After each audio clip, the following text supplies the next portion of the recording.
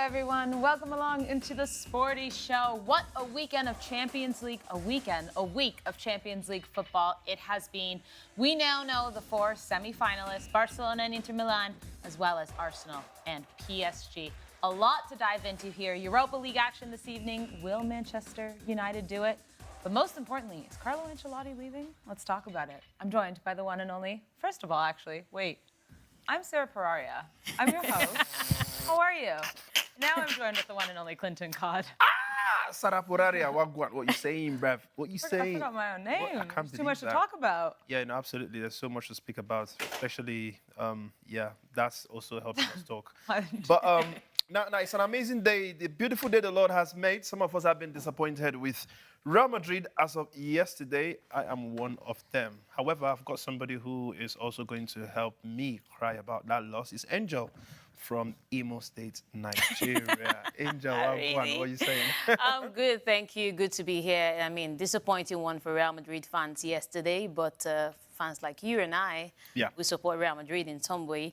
But sad, but good one for Arsenal. I mean, at least an English side making it is a good thing for us, isn't it? Because there's an Englishman also here to talk about that, Alex. No, I mean, good to be here. Thank you for the introduction. No, I'm delighted for Arsenal that they deserve it. They were the better team over two legs. Delighted for Bukayo Saka, for Mikel Arteta. And, well, they've got another fierce battle in the semi-finals against PSG, but who says they can't do it?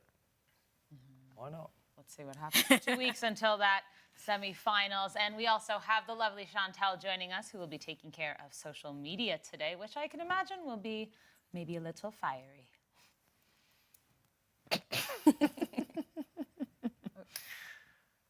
Oh, we can't hear. Chantal, we cannot hear you. Sorry, we're having some technical difficulties again. All right, we'll touch base with Chantal in just a moment. We're just sorting out some technical difficulties. Before we get into the show, as always, coming up right after today's show, we have the Saudi Pro League, Al Fateh versus Al Ittihad.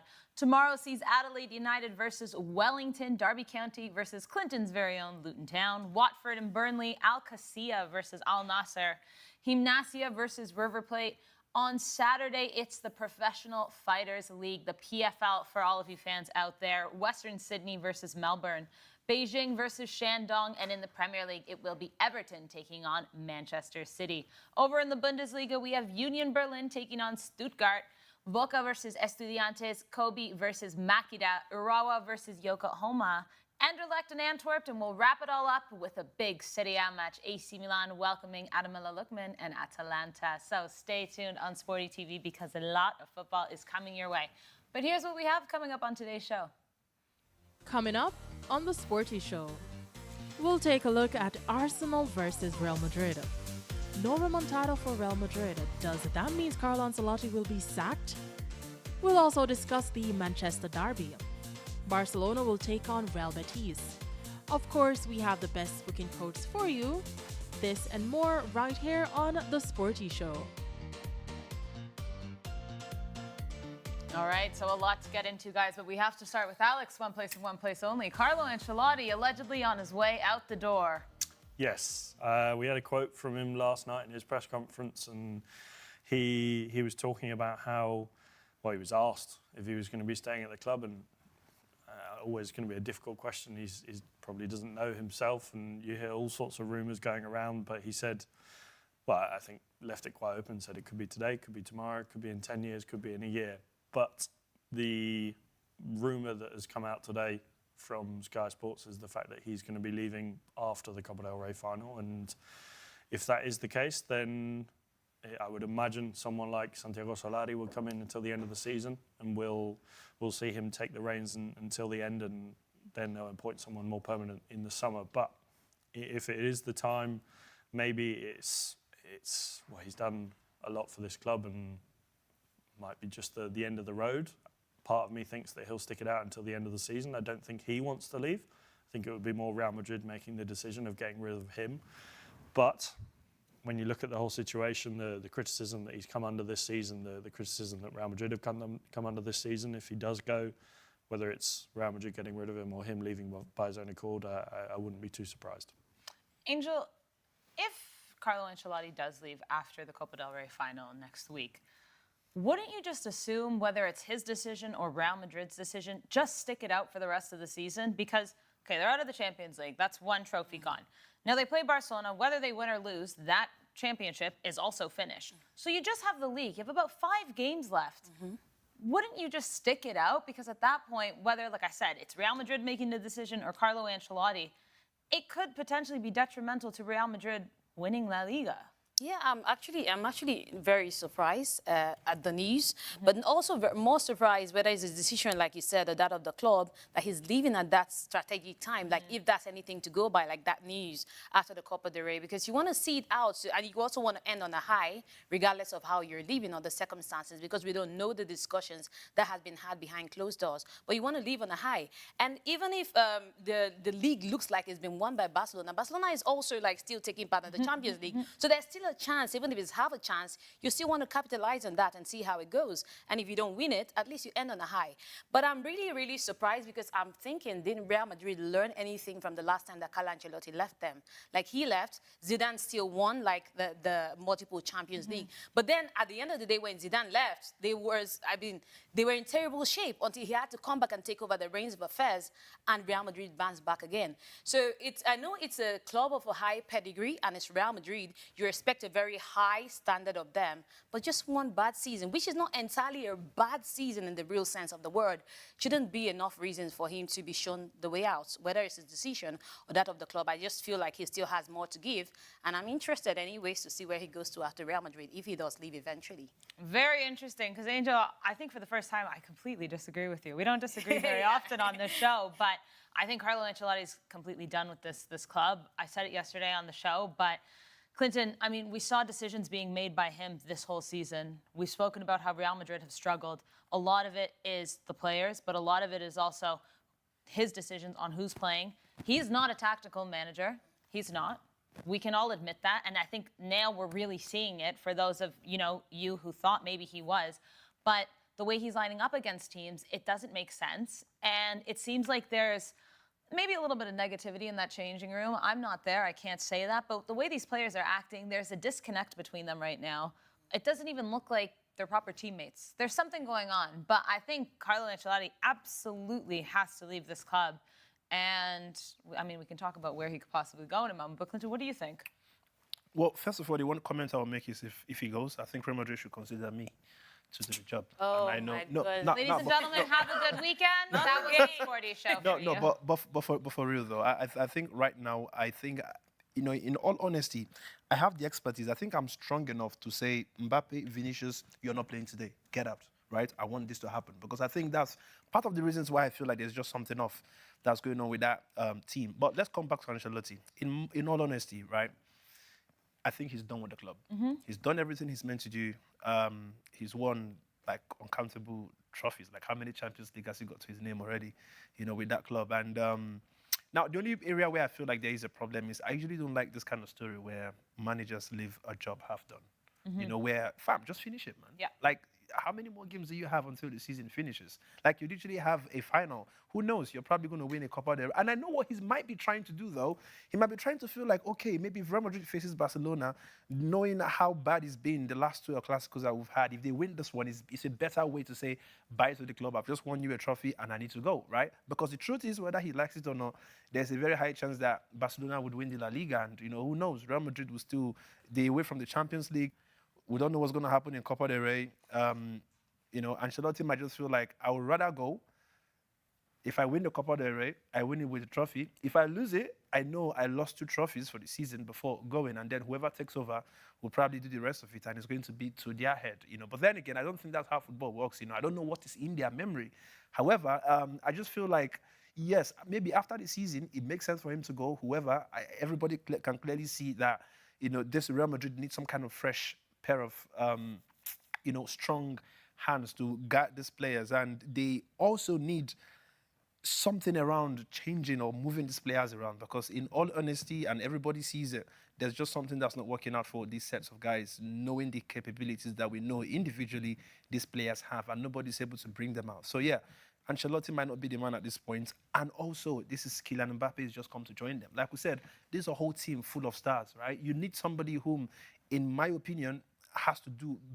And we've heard the rumors that it's probably going to be Klopp. I like the idea. Of course, before we heard the story, it was what's the name? The guy in Bayer Leverkusen, Xavi Alonso, right? Now, he was the one people were kind of like projected he was maybe going to be the man, because when you see what he's doing with Bayer Leverkusen currently, with the caliber of players that he has, obviously you can't compare them to what we have in Madrid, but we can honestly say that if the Bayer Leverkusen faces Real Madrid right now, there's a very high chance Real Madrid might lose the game, But yeah. To answer Sarah's question, I think it's time for Ancelotti to go. But I think all good eras come to an end. You look at Man City, Pep Guardiola's been struggling this season. I don't think Pep Guardiola will leave. I think he'll stay this year, and I think he'll go another year. Man City will clear some players out. We've already seen some of the players in that, not mass exodus, but a large number of players that are going to be leaving this season, whether it be, we know Kevin De Bruyne is not staying. Could Ederson be on his way? Could there be players like Bernardo Silva, Jack Grealish? There are a number of players that could be leaving Man City this season. And the same with Real Madrid. You go through the starting 11 from last night. Could David Alaba be on his way out? Lucas Vazquez. There are players in that squad. Dani Ceballos, will he be at the club next season? There are other players that might get loaned out. Players that will, Eder Militao, will he be at the club next season? I think sometimes it's not your year. And it hasn't been the year for Real Madrid. They've been short in La Liga. They've been off the pace in the Champions League. We're not used to seeing a Real Madrid like this in the Champions League. Yes, they're in the Copa del Rey final, but at the moment, the favourites are Barcelona. And they'll go into the summer, they'll lick their wounds, they'll bring in the players that they need to bring in, repair, go again next season. And there's no reason why Real Madrid won't come back next season as strong as they were last season. No, but Alex, you said something. You talked about Pep Guardiola and the fact that he's had a bad season, but you still see him like being there next season. Yeah. Now the question is, why can't we give Carlo Ancelotti the same? I don't think Real Madrid. When you're at Real Madrid, you don't get the same sort of grace period. Yeah, but he won the Champions League last season, didn't he? I think no matter how much you win at Real Madrid, the grace period there is a day. Yeah, yeah. I was going to say season, but a day makes more sense. In the last 20 years, there's only one club that has probably been through more managers, and that's Chelsea. Yeah. I don't know that for a fact, but in terms of the way that they demand success from day one. They're the most successful club in European history. They're going to demand success, and if you don't do well, they're going to look to go to someone else. And I think, yes, you could say that Ancelotti could stick on and stay until the end of his contract, but I think the way that this season has ended, I wouldn't be surprised if they want to turn a new leaf. He's left having done a lot for the club. He's won 2 Champions Leagues, I think, in his tenure at the club, and he obviously won the double last year and has done so much for the club.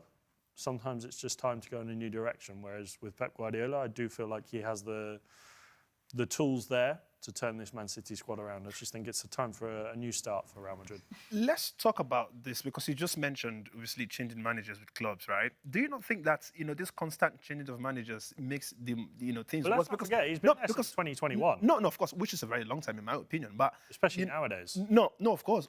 But you've mentioned Chelsea, right? Chelsea, they've just kept on changing managers. Like, it felt like at some point they had 2 managers in the season or something. I don't know the dates or the stats or the accurate numbers, but when you look at clubs where they've just kept on changing managers, have you not seen that there's been some level of depreciation in terms of the quality of Chelsea not just the club? 2 Champions Leagues. Yeah, but changing managers. No. But no. Let's talk about one of the changes, right? Okay. Let's talk about the manager of England now, Thomas Tuchel. Thomas Tuchel. That was a right. mistake. No, hang on, right? Thomas Tuchel took Chelsea. I feel like what happened with Thomas Tuchel with that Champions League that he won, it was more like he took somebody else's labor, because he literally came the Champions League final was just, I don't know if it was part of his first few games, and boom, he won it, right? Somebody was there that took them to that level. But however, the where I was even going to take us to with this conversation, he won. No one else would have won the Champions League with Chelsea, I don't think. Thomas Tuchel deserves all the credit, and the players, of course. But no, I'm not going to give Thomas Tuchel all the credit, because he came and he inherited a Chelsea that was already through to literally the finals. But he got through. He got them through the whole knockout stages of the Champions League. What do you mean? Check that. Like, take like a few seconds and check how many games he had before that final. I'll tell you when he came in, he got them. If it wasn't for him, Chelsea wouldn't have won the Champions League. I can tell you now. I mean, that might be what you think, though. But I'm not trying to say Thomas Tuchel wasn't a bad manager. However, let's now come to Manchester United, right? I cannot count how many managers we've had. And where is Manchester today? Look at Arsenal. Yeah. On a good day, if Arsenal was some certain clubs, Mikel Arteta would have gone like long time ago. Yeah, because it took him about 3 seasons. It took him a proper long time to get to the point where he is. And everyone is busy screaming, oh man, Arsenal, they are solid. They beat Madrid home and away, of course, very poor Madrid. But you've got to understand that it took proper consistency, and it's not just about the players. It's about having to believe in the manager to say, yo, listen, we just can't continue sacking people. You need somebody who's going to stay, right? Of course, it's not going to be Rossi. And this is what I believe Manchester United, they are probably looking forward to doing with Ruben Amorim currently, right? Because whether we like it or not, in my opinion, Ruben Amorim has even, they will say it's because he doesn't have the players that he wants. But he's been worse than any manager that's been through to Manchester United, right? And with the kind of CV that he had in Portugal before he came to Manchester, everybody would have thought that maybe Manchester would have been trying to fight for European football for next season. But where Manchester are literally more closer to relegation than even fighting for European football. Do you see? So for me, I think that, this whole manager go, manager stay, I don't know if there is a proper logic to know which one is better. I think my own concern would be on this whole situation. My concern would be now, whoever takes over this team, we've talked about the kind of crop of players, the star of players. And when you have players who are really exceptional like that, stars, it's always hard to juggle it, to find that, that mix, that balance. And that was the question that was an issue that was raised when we heard that Real Madrid wanted to sign Kylian Mbappe. Because we were looking at how are you going to fit a Vinicius Junior, a Kylian Mbappe? How will all of this come together? How will that balance be struck? We've seen the likes of Pep Guardiola do it at Manchester City. But it's very difficult for you have to be a good tactician to be able to find that balance between this crop of players. And that's one thing that Real Madrid has struggled with. And that's why I believe that Carlo Ancelotti, probably if he is given another season allowed, maybe he would find that balance between this crop of players. Because any other coach that you're bringing in will also have that struggle. But he's going to have that struggle to get his players. Has Pep Guardiola had any point in his career with Manchester City where he's had this level of proper confusion where it's like two best. No, hang on, wait. I'm talking about two global world best players. Maybe not two global playing because for me, the way I see Pep Guardiola, he has the kind of players that you can easily say, you are the best when it comes to this wing, right? And this is where you're going to play. And you are the best when it comes to striking, and you're going to play. But when it comes to this Real Madrid currently, right? You are having a Kylian Mbappe, who at that point, unarguably, maybe arguably the best player in the world, right? Coming in to somebody who some other people would have said, he's literally the best left winger in the world, right? So these two people come into play in the same team. Which manager has ever been in that kind of situation where you are now... Like in the case of City, sorry to interrupt, in the case of City, it wasn't a case of, this is the best. But in each position, you had people who could feature. They might not be like the world best and all of that. He would always use his number ones to start. You had David Silva in that team. There was a Bernardo Silva who could play. There was a Phil Foden coming off the rank. Like in each position, then the bench of Manchester City could actually play the first team of any other team. That was how exceptional they are, people in different positions. Yet he still found that balance, especially up front and in the midfield, because they had a lot of attacking options. How he was able to rotate that leaves, it's mind-boggling. A lot of coaches cannot do that. They would have struggled to do that. And Manchester City consistently dominated, because if one person is injured, there's somebody else who could do the job. Of course. And he managed to rotate it. You see him playing crazy formation, like a 4-1-4-1 formation, which is crazy and mind-boggling, but they were able to deliver time and time again. So that's the thing that I'm saying, that you need a tactician, somebody who can manage, and also manage the ego of these players. I think that's because the ego is another thing in the dressing room. Because sometimes the battle is not even on the field of play; it's in the dressing room. And if you cannot control it as a manager, if you cannot, manage all these players and their ego, it becomes a problem on the field of play. Sorry, guys, I'm just going to check in with Chantal really quick. Chantal, I hear that you're back with us. We have some very chatty people at this desk today. I was trying to get to you and all those comments, but I know people are already sending some stuff your way, so if you want to read out anything to us. Yes, so we had a bit of technical difficulties earlier, but I'm back. And yes, you guys have triggered something in the comments, so we have so many comments rolling in. um, Daniel says Madrid will be rude if they sack Carlo. McCullern says, as for me, I think he should leave because he has done more than enough for the club. Someone else says there will be no better coach than Carlo. They will just keep losing. Let me be honest, I don't think Alonso is ready for the team. Daniel also says, Sarah, I disagree with you. A manager who has won 2 UCL in 4 seasons, what a manager. Young Chiki says, Ancelotti is one of the best coaches and manager with the most Champions League. His tactics are not working recently. We have a new manager, and if we need a new manager, it must be Alonso to replace him. And AD Samuel said remontada turn into ta-da. Oh no. It's the fact that she had to use some kind of singing accent to get that one. I don't know. Clinton. Regarding Angela. Oh. Go Enough. for it, Chantal. No. When she says Enough. Clinton, you know there's a problem. Okay, right. Okay, this is Enough. just enough. Right, okay. Rest. Today's not the day. Back No to you, Sarah. problem. Just regarding Ancelotti, there's no doubt that I think he's a great manager. I just think when it comes to tactical managers, he's not the best. How long was he at Milan? He has what, 1 Scudetto to prove for that? I think a lot of his 3 Champions Leagues, though. yeah, but a lot of that. Wait, no. Ancelotti has the easiest job. Let's tell you what Ancelotti does. Okay, can I speak? Ancelotti- Can I speak? Guys, Okay, sorry, go the on, three go on, of you sorry. spoke for 15 minutes. I took a nap. Sorry, go on, I took a nap. I woke up. I just want to speak. Okay, go so on. all of you, please be quiet. Okay, please. okay. Okay, yes, he has 3 Champions Leagues, but I think a lot of that came from individual brilliance. Lexa, last year, who was the guy? Vinicius Jr. 3 years ago, who was the guy? Vinicius Jr. stepping up on those big stages.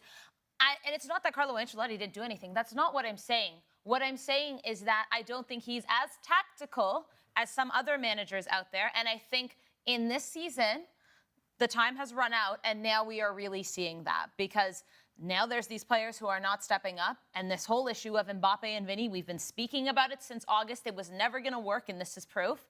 And I also see players regressing, and that's what's concerning. Jude Bellingham this season has been horrible.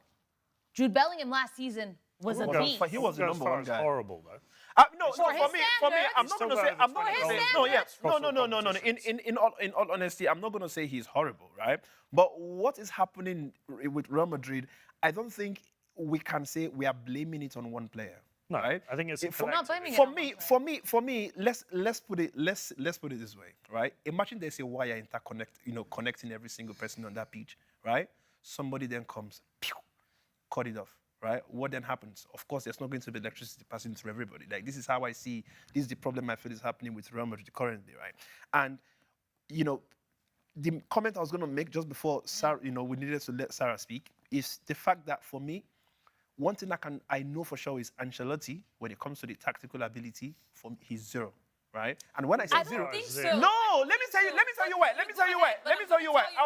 I'll tell you why. Especially, listen, he may have done it with every other club. He's done all this stuff. But with Real Madrid, everybody just thinks that, see, this season, oh God, I want to say something in Nigeria here, where they say when breeze blow, foul nyash go open. Oh God, can I? Angela, you want to translate? Is it please. a bad word? I can say it because Say, no, I don't want it say. to be a bad word. No, bad it's word. not. It's not a bad word though. there's a bad word. What? If foul nyash, if breeze blow, come, you are a Nigerian like me now. This is where you should be telling the truth on. The There box, was a like, word- the there box was is a gonna word- be revealed. Like No, the like box is when gonna be when There was a word in there that didn't Yeah, sound you polite. guys- no, which one was it? If breeze blow, foul nyash go open. What's wrong there? It means like if like there's wind, like breeze, then the butt of the chicken It will be exposed. It will be Like, revealed. Ah, the feathers are moving to the feathers side. are moving, I so see. the Like box. Nice image for everyone else. I wish there was a video of foul nyash opening. No. Anyways, Land on your point. No, but what I'm trying to say is, right, what we've seen with Real Madrid this season is everybody thought it was the previous season where, like we said, there was just individual brilliance among all these players. And listen, at that point, I felt like Real Madrid didn't even need a manager to succeed, to even win some kind of games. Like, Ancelotti just needed to just say to them, yo, you guys should go and play football. And they will still deliver wins. And now they've come this season, especially with the introduction of a Kylian Mbappe, whom we know where he's always best at, but they've not put him to play a position that he's not the best at. And there's been a lot of injuries with that Real Madrid team as well. So everything now becomes very disorganized. This is the point where you now need somebody to bring that tactical ability, where you can look at all these your injury lists, look at the guys who are able to play, and say, how do I make this work? If we are down by 1-0 or 2-0, what kind of changes can I bring in? We've seen Ancelotti make all these kind of wrong decisions where he's bringing in people who should not be seeing that pitch at all. He's starting people who should be coming at like 80 minutes. For me, if you are a manager, you are making all these kind of errors, you are not tactical genius to me, okay? So now, when I say Fawonyaj go open, it's the fact that we needed clubs to step up, to show that Real Madrid was this poor. If Real Madrid kept on facing all these poor teams where it's like, yeah, you know, you don't need them, just go in and play. You win 3-0, you go. You will never know how bad the team has become. Now, the fact that they are facing teams that are competing in the hardest leagues in football.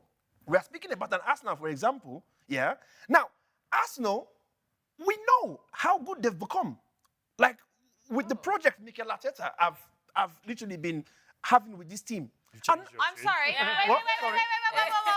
No, this is the absolute perfect time because right now we're about to expose you, Clinton. Right, how? What are you exposing me on? Just wait. It's coming. Right, damn. What I want to see this exposition now. Oh, well. Real Madrid could go into this game, not even kick the ball. But somehow, by the end of it, Real Madrid wins. Arsenal, they are not the Arsenal we used to know. They are lacking. Let me tell you something about Arsenal, right? Arsenal, they are the team that I love them for something. When they face small teams, they will show small teams that we are class. They will show. So it's like the opposite of Manchester United, where they face big teams, they turn up. They get the small teams and they flop. No, I feel like I pity Gary because it just means that our next show we will not have somebody all smiling.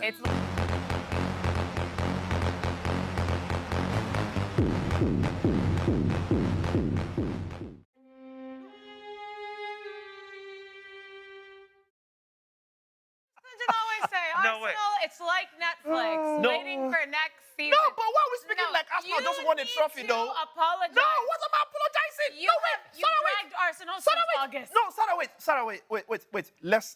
Let's speak about this properly, okay?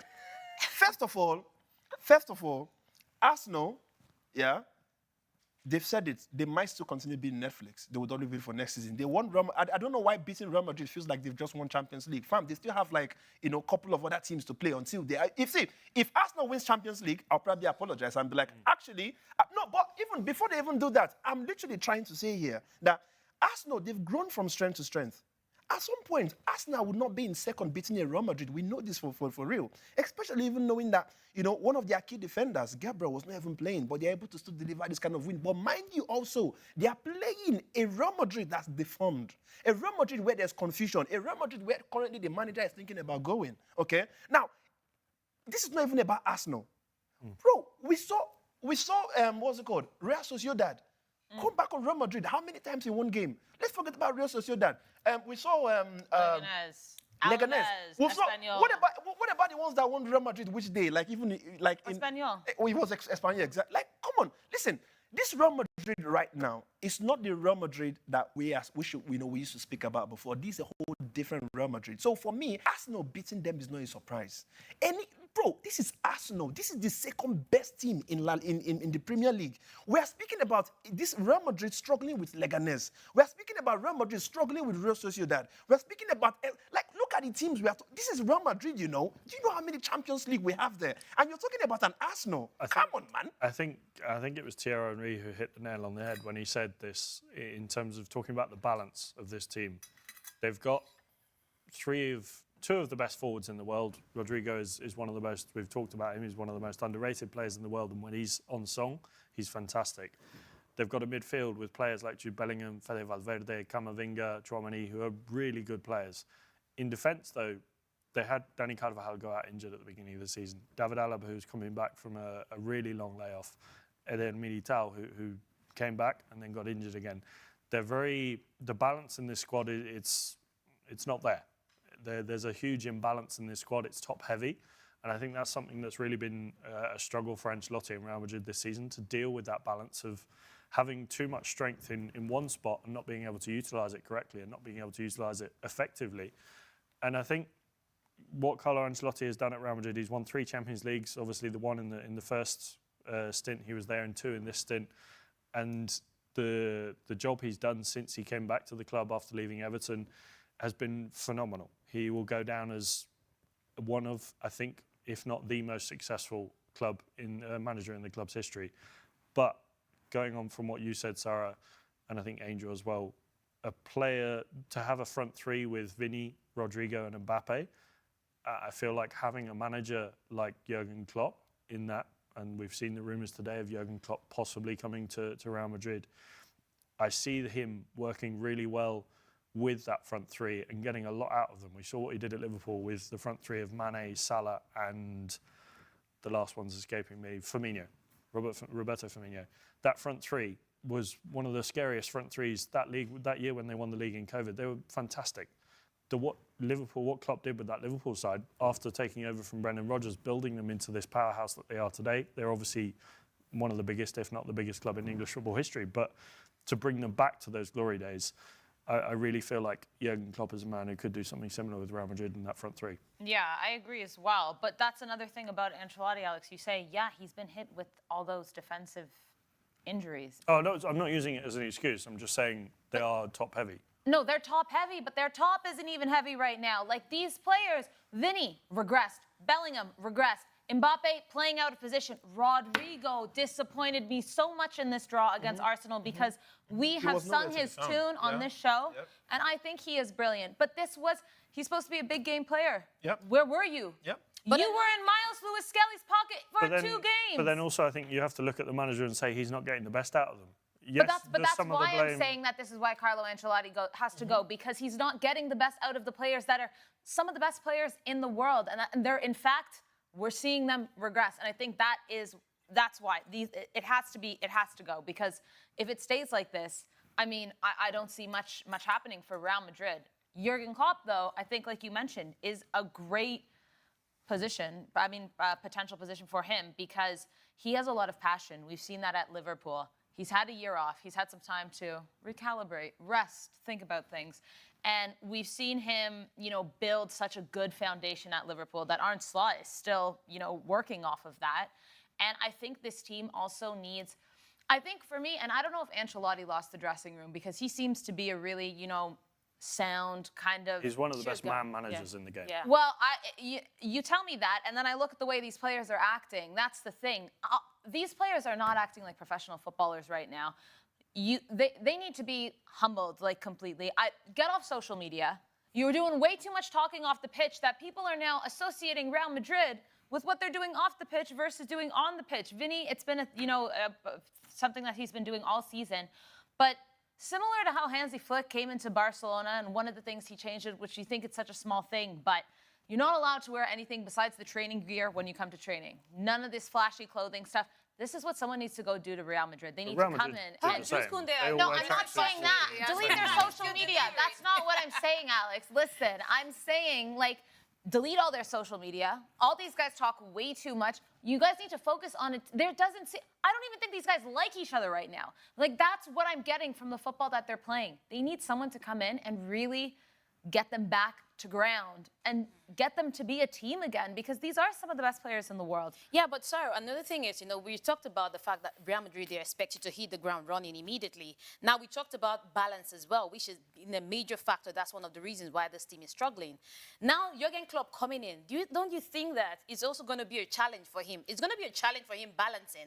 And now he's not going to also have the time like Real Madrid, that you're going to get with the Liverpool side. Because when he took over Liverpool, he didn't hit the ground running immediately. He had to build. It took him years to even win the Premier League. He had to set up a squad. Well, Real Madrid is not going to give you that opportunity. Then that's a Real Madrid problem. So that's why I'm saying that as much as you want to take out Carlo Ancelotti, whichever coach you're bringing into the setup might not hit the ground running immediately. Will need to also build with the side. And that is something that, the Real Madrid setup doesn't afford coaches, Totally. you know? I agree with you completely, but I would say that, yeah, you have to give them time. And if they don't, then that's a problem for them that they're going to have to come to realize. I also think this summer, like Alex mentioned, we're going to see a big cleaning out of a lot of these players. You mentioned Alaba. I'm curious as to what's going to happen with Rodrigo, if I'm honest. How are they going to balance this Vinny and Mbappe situation? Because I can't see Vinny leaving, but you have to put all your eggs in Mbappe's basket. You know, is Modric... Will we see him stay for another year? Also, sorry, just saying Modric, how much do Real Madrid miss Toni Kroos? A lot. If this season hasn't, I mean, every game you just realize in that middle. And Joselu. Yeah. Oh, yesterday? I really...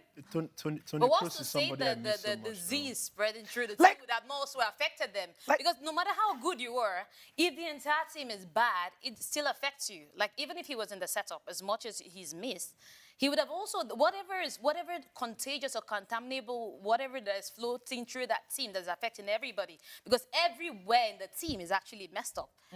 It would have also affected Toni Kroos or whoever. But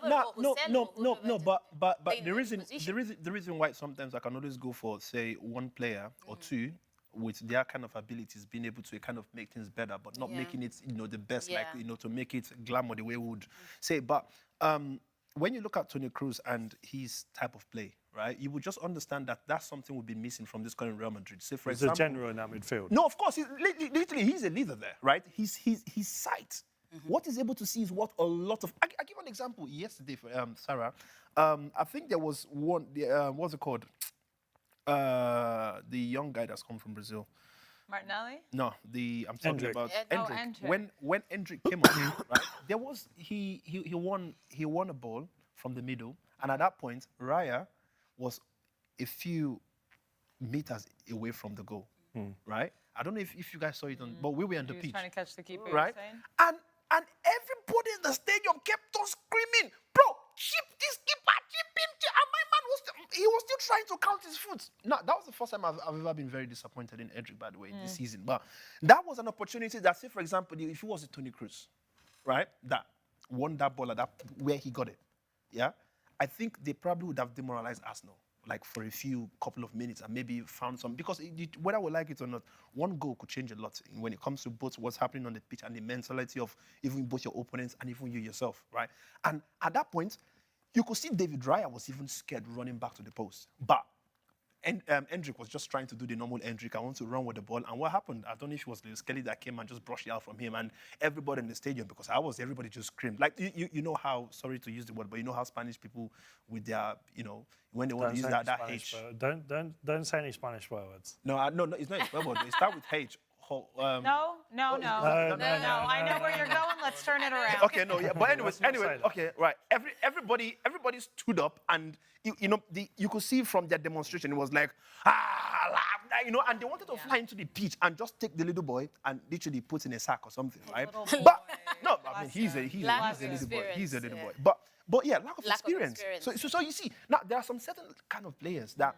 When you think about their vision, when you think about, sometimes even before the ball comes to them, that's the reason why today we celebrate the likes of Messi, right? Before the ball comes to Messi, you could see him trying to look around, looking at where defenders are standing, looking at where his players are, right? And the moment the ball comes, if it's the kind of pass where he wants to take it away straight up, right? This is what makes you different. And this is what I think is lacking. This Real Madrid, as are the ones who saw that play the Arsenal and Real Madrid, I literally put it on my Twitter yesterday. I said, if a Newcastle, if a Crystal Palace, right? If a Bournemouth faces this Real Madrid, Alex, I'm telling you, Real Madrid will lose. No, I'm not lying to you because we are seeing it on the pitch. No, I'm watching Real Madrid. There's nothing special. No, listen, this is not about me trying to be one kind of die-hard fan. I'm telling you, the game I'm seeing, there is nothing special in what they are playing. It's past glory that we keep. When you tell a Real Madrid guy that, listen, they are not playing well, they will tell you they will do like this or they will do like how many champions. Bro, why are you dwelling on the past, man? The past was just last season. No, but we're speaking about, but listen, it's not about being harsh. But Angel, I get extremely angry. Yeah, when instead of you to take correction, I get very angry when instead of people to see what's going wrong, they are telling you the good one I did before. Some of you players were not even there. Of course, okay, Vinny was part of the guys who won several Champions League titles, but it doesn't give you an excuse to start playing rubbish. Yes, he scored a goal yesterday, but do you know how many times he lost the ball yesterday? Do you know how many times that even some of the passes that they were trying to find, Kylian Mbappe or something, Vinicius, the ball was he was running into some random positions that the ball was hitting him and going back to Arsenal. But yeah, he did score a goal, everybody would now forget. And if you tell him that this performance was bad, they start doing like this and that. I don't know how, what. But for me, it doesn't make sense. Bro, you are needed right now. Perform. You guys are the best team in the, bro, which team in the world has a Kylian Mbappe standard, has a Vini standard, has a Jude Bellingham, has a Rodrigo? You want to come down to midfield? You want to talk about Valverde? Tchouaméni? Bro, come on, listen. And then you are giving us this kind of performance, and then they tell you this performance is not up to your standard, and you are doing bro, come on. It doesn't make sense to me. I will say, just in terms of Real Madrid, this was one of the most, not just for Real Madrid, but in terms of the Champions League, was one of the most embarrassing losses, not because of the aggregate. 5-1, we've seen teams lose. I've seen Barcelona lose 8-2 to Bayern Munich. I've seen it. But the fact that everyone on social media, everyone in the media in general, all the players were talking to the press, and everyone was saying this, the remontada, it's football heritage. And this is what I mean when you're doing all this talking off the pitch.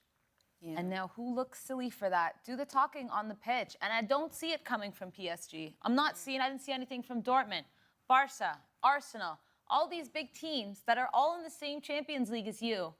But then you guys do this, and I'm thinking, it's going to be a hard week for you guys because you made it even more difficult. You lost poorly, but now you have to deal with the fact that you also opened your mouth before you should have. Alex, you came up with a potential list.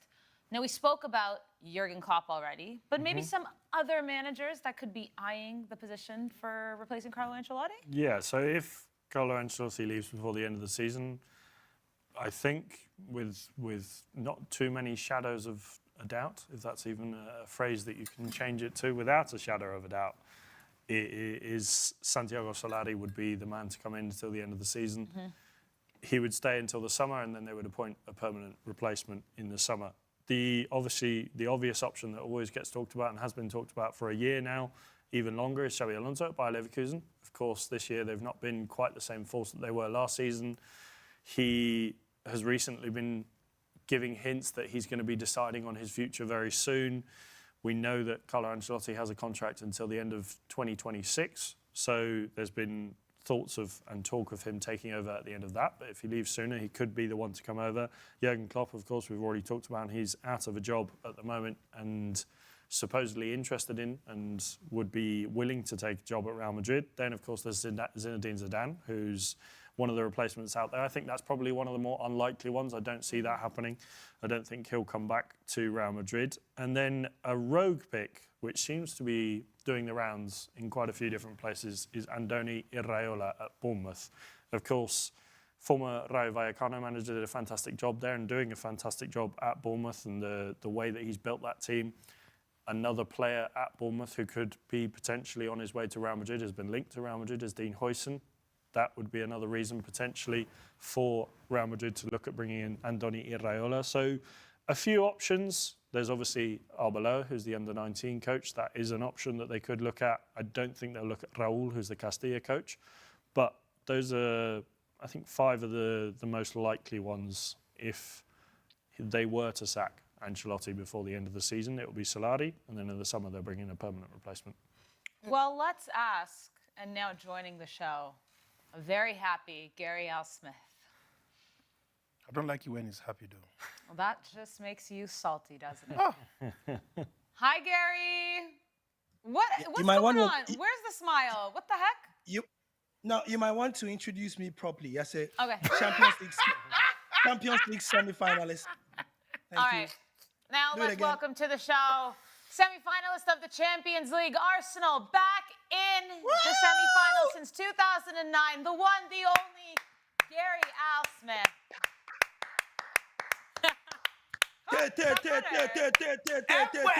Boom. We're back. We are back, baby. Gary, did you have a long night last night? Was a good night. All right, well, we're just going over possible Ancelotti replacements. Obviously, you've heard the news. It's all kicking off in Madrid. But Alex came up with that list. Anyone sticking out for you or you think that would be a good replacement for Ancelotti? I had all he mentioned, except I did not have Iraola. I did not have Solari. I did have Raul Gonzalez in there. I don't know why, probably, but Alex didn't mention. I was waiting for him to explain why they probably would not trust the Castilla coach. So I think I'm not too informed. Yeah. So yeah, I think more when you look at the job that Raul's done at Castilla, and the job of Castilla is not to win trophies, it's to develop players and make sure those players come through to the first team ready to play. We've seen obviously Asensio come through recently, and many players over the years, Vinicius, Rodrigo, have played at Castilla before coming through. And I think when they look at Raul, I think they trust him to be that man. And I feel like at the moment, he's potentially, I think the main thought process would be that he's not ready to take on the main job at Real Madrid. And perhaps similar with Arbeloa as well, who's done a fantastic job with the under-19s, perhaps not quite ready to take on the first team role. All right. So yeah, I didn't have Solari, I didn't have Iraola, but I did have Raul. I had Zidane, I had Klopp, and I had Xabi Alonso. These four. Gary, who's your Zidane, favorite right now? Who do you think is the best fit out of those managers? I don't think Klopp will come, but I think that right now, Real Madrid need a system coach. They need a coach who will enforce a system, because clearly you listen to the comments of no less than certain players, some cryptic, some very open, as Courtois always is. I mean, Courtois' biggest problem is that he does not have a filter, right? And he was very open about the fact that they are not playing for each other. And what that means in tactical terms, I guess, is that people who are supposed to defend are not defending. People who are supposed to sacrifice a little for the team are not doing that. We saw that over 2 legs. I think the team needs a Luis Enrique at PSG who is going to pick players who are going to do the job and not care about the names on the back of their shirts right now. So they needed at a point somebody like Carlo Ancelotti who could make sure all the egos were sated, ensure that there was team chemistry and harmony. That phase has gone. He's done a great job. He's won freaking amazing stuff. Right now, they are on that part of the journey where they need a system coach, I think. So based on that, I think Jurgen Klopp will be the man. We've seen him do it at Liverpool with great success, where even where it was heavily rumored, there's been no confirmation from either Sadio Mane or Mo Salah or Firmino, where they were the magical three. It was rumored that they were not the best of friends, but he got them to do the job. So if there's somebody of the lot who can manage the egos, and also ensure that there's a bit of tactical flexibility in terms of the pressing and so on, it is Klopp. Zidane is not too far behind.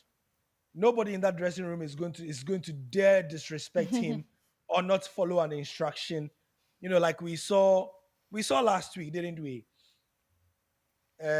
Bellingham seemingly disagreeing with the coach about what his role should be. We saw that. It's not going to happen about Zidane with Zidane, because I mean, no matter who you are, you've not done half of what the guy has done as a player or as a coach. So this will be my 2, simply because of the sheer sizes of the egos and the job that needs to be done. I think everybody on the bill that has been mentioned can do the job from a tactical point of view. However, you have to fuse that with the caliber of players in there. When they walk into the dressing room, they look at the man up there and they look at themselves and they think, all right, I need to be steady, So, yeah. Yeah, actually, on the issue of Zidane, he's that very inspiring person. I think when he even led Real Madrid and won the back-to-back Champions League, it wasn't a case of tactics. It wasn't a case that he was a very good coach. It's just how inspiring he can be as a player, and how he lets players play freely. I think he's that kind of person who believes that, you're a professional, you can do the job. I just have to give you 1 or 2 pointers. But we've said the same about Ancelotti. And then you can, I think Ancelotti is even a better tactician than Zidane, honestly. But in terms of you saying the Ancelotti or Zidane allowing the players to play freely, that's what we've always been crediting Ancelotti for. But this season, that hasn't worked. Yeah, I think in the case of Zidane, it worked for him. Like he just I watched some of his. Are you sure Zidane is not a tactic? Like, no, I don't think he's a tactical person. I think another thing is players respect him because of what he did for the game, because of who he is, because of his Zizou.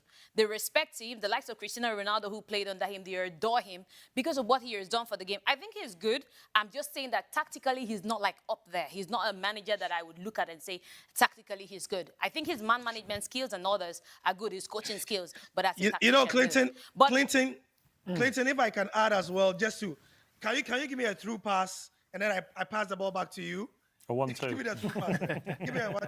So let me just take that and say that one reason why a lot of people agree with you is that they buttress that argument with the fact that if he were that good, why has he not dared to take any other managerial role apart from Real Madrid, where he gets a certain caliber of players who can play with a certain kind of freedom, have a certain sort of innate response. Because if you have Kylian Mbappe, he does not need any kind of motivation. Jude Bellingham does not need that kind of motivation. Courtois does not, and so on and so forth. But when it comes down to it, and there's another side of the argument where people say, you know what, Zidane has made us think that he's not good tactically. It is the narrative that he's happy to sell, but I've come to the point where I tend to agree with you, because why is this guy not coaching anything? Like, France have literally been begging him to take a couple juicy job in. There was PSG that was available. There was Liverpool available when Jurgen Klopp went. Apparently, he said he didn't want it. So why does he only take the Real Madrid job? Yeah. So, and I don't even think he's going to take the Real Madrid job this time around. He's not even. I don't think he's going to take it. The way he left, I don't think he's going to. He's honestly. We do have to move along though, but I want to ask the three of you. We heard Gary's opinion on who should replace. Who's the top for you guys? Alex? Yeah.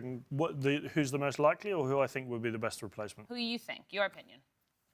Would be the best, or will replace him? No, will be best. Well, we can't tell. I mean, if you could tell me who's going to replace him, let's go for it.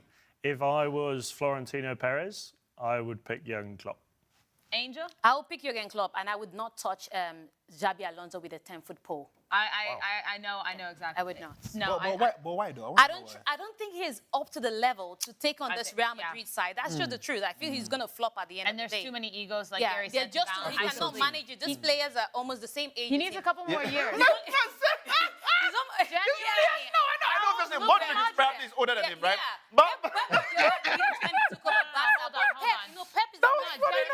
Modric is like 3 years older, 3 years younger than him. Exactly. So respect. He would have to do what Pep Guardiola did, which is like remove, the way he did with Samuel Eto'o, and just Yaya Toure. Yeah. And I don't think he's Zlatan, Samuel Eto'o, Yaya Toure. Clinton, who's your favorite? No, honestly, I think we're all going with the same person now. Honestly, I would love to see Jurgen Klopp doing that job. I just, in fact, apart from the fact that he's probably the best person to take on it, I just love him as a person. I see him.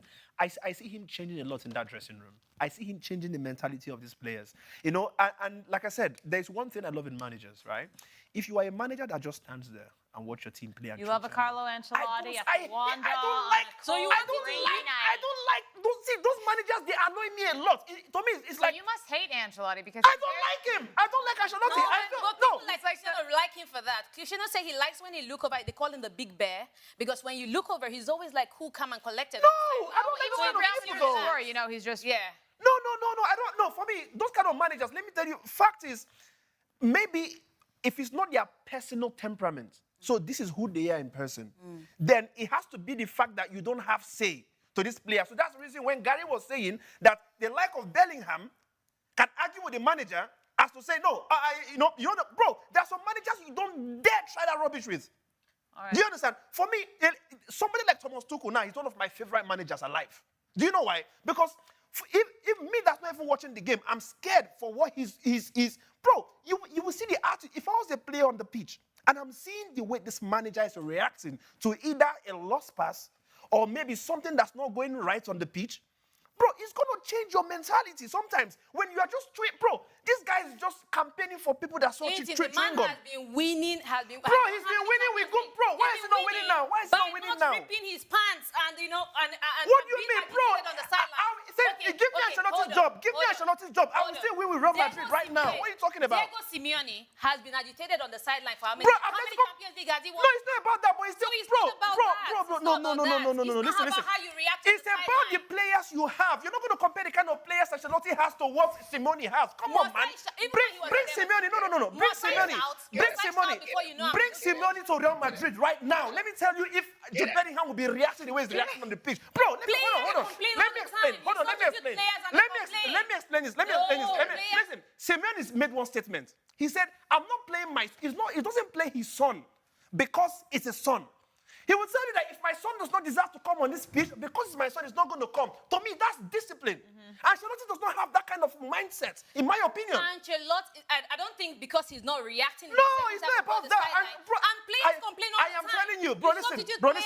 I am telling you that the kind of manager I love, the kind of person, this is me. No, that's why. No. That's not No.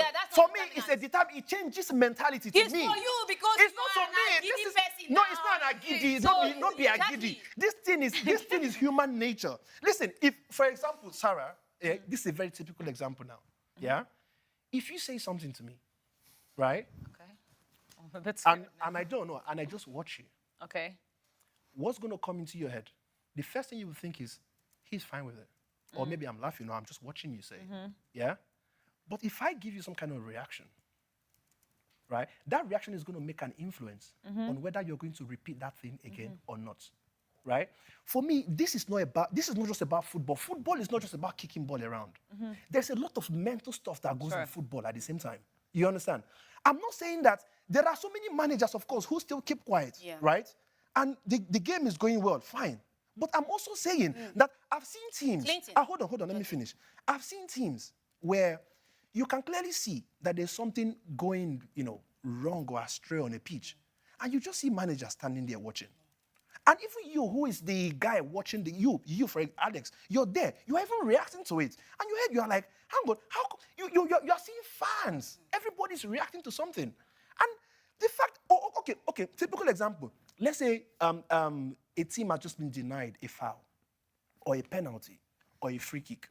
The coach is just standing there. There are some coaches that they'll be forced to run into the pitch. But just because he's not running on the pitch doesn't mean he's a good manager. This was the same thing You don't understand what I'm saying. Okay, I'm going to wrap it up. I'm going to wrap it up because we need to move along. Clinton is saying he does like the aggression on the pitch and the antics, but the reason is not that. He wants a coach that can stand up to his players and has a little bit of something about him and that players will respect. That's it. It does happen that he does also like those antics on the pitch, but I think we're getting a little bit confused. I think he's trying to say he wants someone that can also give it back to the players and the players will. That's it. But that was what Jose Mourinho was doing that you guys were criticizing him for. That's the same thing I love Mourinho all day, man. When did we talk about Mourinho? I don't think I don't remember the last time I talked about Mourinho, but Chantal, I hope you enjoyed that show. What's going on social media? So we have a lot of comments rolling in. Okay, so Anchor says, show me any manager who achieved what Ancelotti achieved in the last decade, and I'll water for gutter. Ancelotti achieved 15 trophies, breaking the previous records in 1950. I've seen many comments of persons saying that Klopp would be the best manager, but I just scrolled past those. Luffy says the Zidane tactics is past Ronaldo. Daniel says Clinton don't overshadow Arsenal performance and say Madrid is not their best. Give congrats to Arsenal and stop saying this last season Real Madrid also struggled to win games. And we had a poll going, who should be Real Madrid next coach? 40% vote for Xabi Alonso. Klopp trailed right behind him with 36%. And this one, there were a few persons calling for Amorim, which was so funny to me. And I guess they were just taking a jab right there. And Luffy says Real Madrid should have signed Hansi Flick before Barcelona. Sorry about that one. Sorry, Chantal. I'm just seeing someone's joined the chat, dear friend to the show. And I'm going to actually do the honors and read this comment because I know you want me to. Markandé, welcome back. Kind of eased in. He was hoping maybe if I join in the second hour, they won't still be talking about Real Madrid. You'd be wrong. Clinton's here, where that's wrong. Yeah. Ancelotti is not utilizing the players properly, and also the fault is also the management. But don't dull. It's not a must for Real Madrid to the UCL every season. At least be there or about it. Look me in my eyes. Wasn't it you that said Real Madrid will be there? Don't ever doubt Real Madrid in the Champions League. This is football heritage. How the turntables. Markandé, come on! It's the fact that you have to lower your voice to speak this one. Damn. Yeah. No, because he's been saying no matter what. He's also been saying, though, I know he's criticized Ancelotti, but Markandé, the tune has changed from today after being knocked out. Let's call a spade here. I wish they would give Ancelotti an extra year. Yeah, no. Let him go with the same antics that he has now. Yeah, with this, what is going on with Real Madrid, and you will no. I mean, why has he not found the solution now this season? When you can find it next season. You see, because you want to prove him that he's going to repeat the same thing. Bro, listen. He can also find the solution. For me, Ancelotti has done. I'm not calling him a bad manager. He's done what he has to do for the club. When he had the Real Madrid that were ready to play football, and there was no kind of dressing room issues or whatever, Real Madrid was delivering. Right now, I think what is going on with Real Madrid is bigger than Ancelotti, and they need somebody who's able to contain this current Madrid to take over the job. I feel like this Ancelotti has nothing to do with what this Real Madrid are this season, especially with the kind of injuries. No, for real. Guys, I want you guys to keep arguing, so how about we move from Real Madrid to Manchester United? Because we have Europa League action. Yeah. Gary, you know nothing about that. All right, Manchester United in action this evening at Old Trafford against Lyon on aggregate 2-2. It's all set and even. Guys, there's been reports that at Old Trafford there's going to be a massive tifo. People are trying to get the fans involved. Yep. Allegedly, Onana will be starting this one again. No, there's the reaction you need. But Angel, we saw. Are they going to close the roof?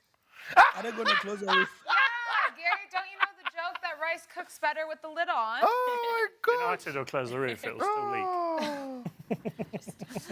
Angel, you weren't here last week when we were talking about United, and a lot of the story was focused on Andre Onana and Nemanja Matic. They had got into it.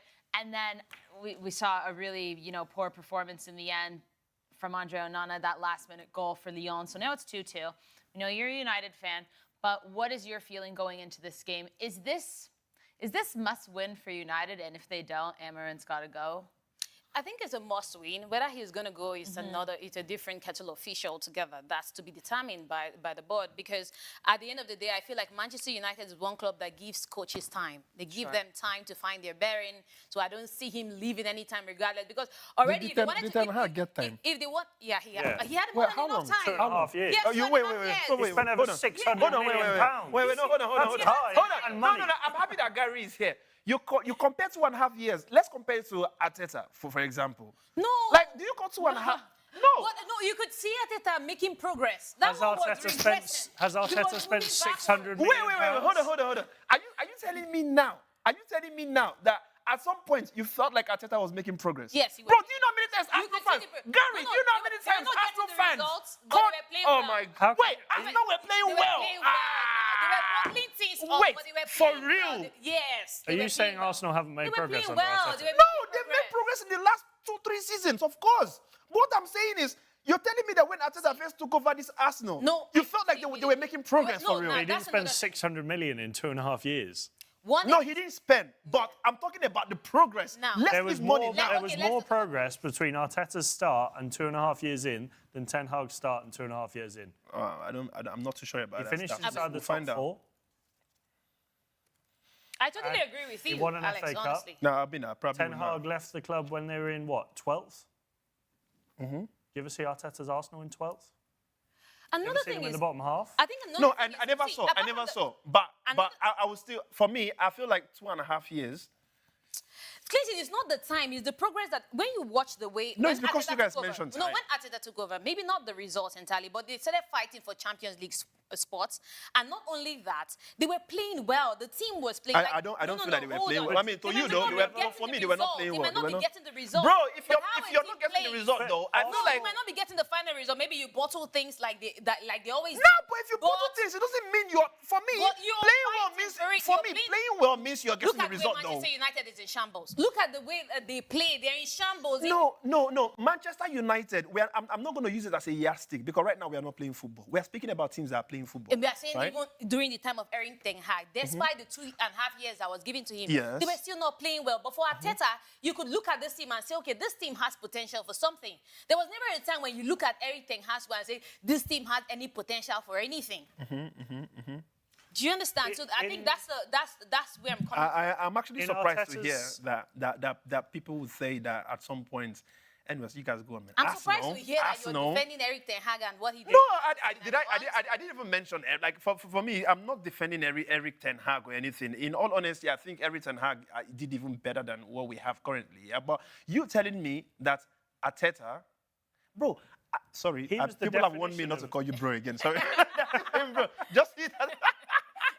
No, but what I'm saying is, I would never forget how much Arsenal fans kept on screaming. Yeah, but that... Arteta was if Arsenal management was like Manchester United, Arteta would have gone ages ago. Well, Can I you know do the a quick thing poll? Quick poll for the table here. Would you rather be Manchester United or Arsenal right now? I would be Arsenal actually. Okay, so there you go. A point proven. Alex, you got I was something going to to say? say, Arteta achieved what is the definition of improvement when Thank he you. arrived at Arsenal in 2019. He Okay. finished 8th in his first full season. He finished 5th in his second season, 2nd in his third season, 2nd in his fourth season, and he's probably going to finish 2nd in his third season, in his fifth season, And he's in the semi-final of the Champions League. Where was Arsenal before he took the job?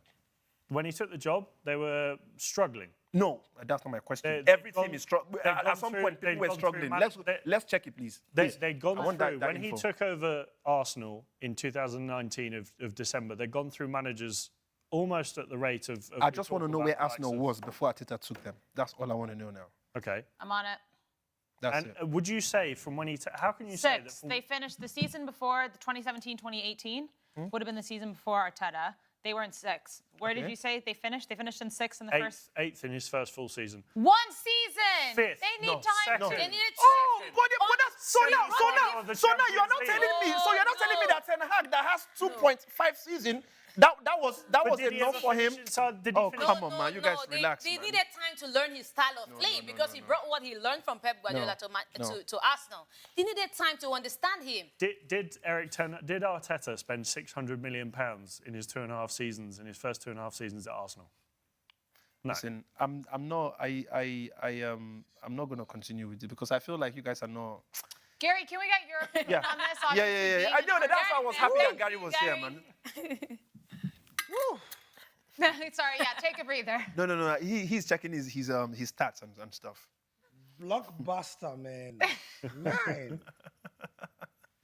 That's ratings gold. I mean, I'm like, get him, Clinton, get him. She's like, get him, behind you. get him. Yo, now, Ten Hag. I think he was given a lot of money, 600 million quid. I mean, like Alex says, it's a lot of dough. Like, it's a lot of dough. Was he, Sarah, what's the question again? Sorry. I think we were asking at what Manchester United's Who- progression versus. I think Clinton, what Clinton is maybe trying to say that if Erik ten Hag had been given the time that Arteta had, he would have perhaps got Man United to the level that Arsenal are now with Not Arteta. to the level, but at They least we would would have have done seen better. would have seen considerable progress. But That's Erik all I'm ten saying. Hag's first season Yesterday- he finished Yeah, third. yeah, yeah. His second season he finished 8th. Hold on. Yesterday, immediately after the game, a couple of us Arsenal fans, and I think I mentioned it, we had the Arsenal supporters Ghana guys there. So we had quite a bit of a chit chat. And we were talking about Arteta and whether, one, what will make Arsenal sack Arteta, whether he should have been given enough time to this level, whether we will take, that was in response to when I said on the show yesterday, remember I said, as an Arsenal fan, I would take being second in the Premier League in the next 3 seasons to winning the Champions League or getting into the semi-final every season in the Champions League. A couple of them disagreed with me, but we all agreed that Mikel definitely has not deserved to be sacked. And I think I've been consistent with this from the start of the season and even before that. As annoying as Arteta is, I have always stopped short of saying he should be sacked. One, because, and this was mentioned yesterday when we, the Arsenal fans, were talking, guys. And apparently, one Arsenal player who spoke to them, I'm not going to mention, but you can get who, a couple of weeks ago, asked them when this came up and said, even in the dressing room, none of them feels like Arteta should go because who is going to replace him? Who understands the projects that they are going on, knows where they are going, despite their failings. He has the complete buy-in of every single dressing room in the last 5 years. According to this player, there has never been a point in the dressing room where they have felt this guy should go. With all the hiccups, and sometimes, I mean, we can clearly see that he's overthinking, as we like to say. He's tinkering with the side too much, but they have believed in him, which is why, according to this player, and this was said just about 3 weeks ago during the international break. Yeah, so you know who I'm talking about. According to this player, in the dressing room, there has never been a point where they felt like he should go because, one, they don't see any manager who can relate to them on that level, can transmit ideas to that level, who has dealt with injuries. This was a key point the player said. As consistently as this guy has been able to adapt to the injury situation and consistently. Look, these players remember what Arsenal was before Arteta came along. Let's not forget, man. Remember what Arsenal was. So remind him. Yeah, I just want to remember. I just want to remind the fans. No, the problem is you guys are saying winning. They don't understand. They don't understand what we are. That's my problem here. I know what this is, Gary. This isn't about you. This isn't about Clinton. This isn't about Manchester United or Arsenal. This is specifically about Arsenal fans. I can feel Thank you. This is it. That's my. They keep thinking I'm talking about manager. This It's is the what's fans. happening right now. It's the fans. He's tired of fans. I followed Arsenal fans for bro. I'm telling you that if the management of Arsenal listened to their fans, Arteta would have been long gone. This is the reason I wanted this guy to confirm it. But all of them, they are here acting as if they've been praising Arteta from the start. Every single Arsenal fan wanted this guy to go. Like not every single one. Come on, a lot. But the Hold your criticism hands is up. like that in every club. Like coach messes up, they like we want him out. It's I think it's about also fans. just, it's modern football They have too. some- There's no grace It's modern football. It's modern football. But you screw up, you gotta go. But the fact that there was a consistency in the whole Arteta must go. Even if you watch their game, some people were carrying placards. Yeah. Arteta, for me, it's not. Listen, I don't know if during the transmission yesterday after the Real Madrid game, I don't know if you guys heard me, right? For me, I was one of the most. I was appreciating Arteta because for me, knowing how much he was criticized, knowing how much a lot of people called for his head, and knowing where Arsenal is currently, for me, it's almost like a love story. Like it's like I feel emotional to see him successful. Remember, I don't know if this was real, but he was saying that he had a call from Pep Guardiola because he has to give him all the, he was praising Pep Guardiola to say, if not for you, I wouldn't be here, right? And fact is, for somebody who worked, under Pep Guardiola, and knowing how much he started with Arsenal, and knowing how much they were calling for his head at some point, and now looking at where he is, beating a Real Madrid home and away, right? That's a very beautiful story. And I'm happy that Arsenal, they didn't listen to what the fans were screaming and chanting at the time. They let him continue with this project that seemed we can now see the changes. The fact that you have a midfielder playing your striker and is scoring goal, that's a very massive deal for me. The fact that you have a Gabriel who is injured, for me, I love what is happening with, now is the most beautiful time to be an Arsenal fan. If they win the Champions League now, trust me, I might even become an Arsenal fan. But what I'm saying here is about the fans. How many of them remember how much you were calling for this man's head? Now that Arsenal seem to be in shape, everybody's acting as if they all had his back from the beginning. That's Come on, how it man. is. But even you as a Manchester United fan, you do the same thing where you praise when the coach does well, you praise, and then when he doesn't do well, you want him out. No, but it's the consistency. For example, when Amorim first started, a lot of us felt like now with what you've done with Sporting, you're going to convert, make Manchester United look like the Manchester United we used to know, right?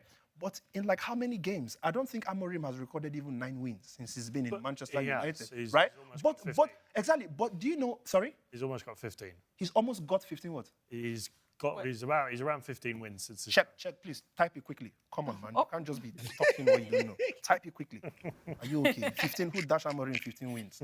15 wins. Do you know how many draws we have in Manchester United? Actually, oh my God. 12 wins in 32 matches. Okay, no. So you see, that's why you need to be checking your stats. And when you look at the amount of draws, anyways, what I'm trying to say is, Amorim, with his stats and knowing the caliber of manager that he is, right? I can tell you that there are a few Manchester United fans who are beginning to now have that doubt. But that's stupid let me as finish. well. Let me finish. They are beginning to have that doubt that Amorim might not be the right guy for the job. But when I look at Mikel Arteta, he's one of the guys who's making me feel like, actually, maybe we should stop sacking managers maybe every single year or whatever. It would be ridiculous to sack Amorim now because he's been in the job. How long has he been in the job? 4 months? 8 months. But another thing we need to understand is that when it comes to business, like Gary, 8 months. Oh, sorry. Was it November? Okay, it was November. It feels like 8 months. But Gary it's said been August. 4. But to sack Amorim now, when he hasn't had a summer transfer window to bring in the players that he wants, yes, we can criticise him for playing a back five. I think he's wrong. He's naive for that. But to sack him now, United fans, if there's a group of United fans that think by sacking Amorim, you'll magically improve before the end of the season, it's delusion. Of course, absolutely. And to sack Amorim now would only put you 2 or 3 steps further back in the snakes and ladders game that is football. We talk about how you need time, but yes, in modern football, managers don't get that time. But Manchester United are years away from challenging for top 4 and trophies and titles. Years. At least 2, maybe 3. The way you said years, I felt like you were going to say like 7, 8 years. Now you know because True. And then he said 2. Gary wants to say something. Sorry, Gary, what did you say? What United fans are saying is they think it should be resolved in 6 months. When he said years, I literally thought you were going to say 10 years. Exactly. Bro, 2 years. Like, But in football, 2 years is a long time. For football fans, 2 years is a long time. If they think they're sacking Amorim and it's going to resolve itself in 6 months, it's wrong. It's delusional. And you need to give him the time to bring in the players he wants to do, give him the resources, like with Arteta. For someone to say that Arteta should be sacked with the players that he's had at his disposal this season and the players that have been injured this season, he hasn't had a main striker since... Well, he hasn't had a main striker all season. I'm not going to call Gabriel Jesus or Kai Havertz a main striker. How many goals does Kai Havertz had in Arsenal compared to the amount of games he's played? Check that one as well. This season? Yes. Well, he's been injured since... No, I know, he's been injured. I'm talking about for the season before he got injured. How many games he played, how many goals did he have? Because there's one narrative I think we need to change. Maybe we tend to look at the kind of club, right? And then we start expecting something extravagant from players. For example, when you look at a Cristiano Ronaldo, okay, let me not say Ronaldo. If somebody like a Haaland or Kylian Mbappe, mind you, Kylian Mbappe at some point... 15 goals in 34 matches. 15 goals in 34 matches. That's literally like... All competitions. But listen, at some point, Kylian Mbappe was literally competing as, third highest goal scorer in the La Liga, right? But guess what? A lot of people felt like this was Kylian Mbappe's one of the worst seasons he's ever had in his life, right? But what I'm trying to say here is sometimes we look at the club and we expect so much from, the player because of maybe the caliber of the club that they play in. Kai Havertz, right? He's not an out-and-out striker. No, but... He can't be... If you want to be challenging for titles, he can't be the man that you have up front. No, of course, I agree with that. Apparently Miguel Moreno can. But Miguel Moreno, for example, now, he's a midfielder, right? But that's why I think Arteta should be given more praise than he's been given, because the job he's done with the players Of course. That's why I was saying, though. Back him in the summer, give him money to spend. Sign a top striker, Victor Gyökeres, Isak, whoever it may be. Arsenal will win the title next season if they have a goal scorer that can score 40 goals. Definitely. No, I agree with that. I think one thing we need to understand about the football business is I think when it comes to sacking of coaches or letting them go at various times, it depends on the conversation that has been had before the coach joined the team. And it depends on the project. Now, when Mikel Arteta came to Arsenal, they were not looking to hit the ground running because of how bad Arsenal had been. It was like we are rebuilding. That's why he was given much time, because they made it clear that they were rebuilding and they wanted to use young crop of players. They were not interested. Arsenal has never been a side that is interested in splashing cash from the time of Arsene Wenger. So they were going to build, and we saw that progression. So they gave him that much time. So it depends on the team, and that's why it was the case of Manchester United. I don't think they should expect like a short results. They should be thinking of a rebuilding process, just like Arsenal did. Whether they are going to, in their case, maybe they will not build from, bringing academy players up, because we saw Arsenal try the likes of Nketiah, try players that came from the academy, Bukayo Saka and all of that.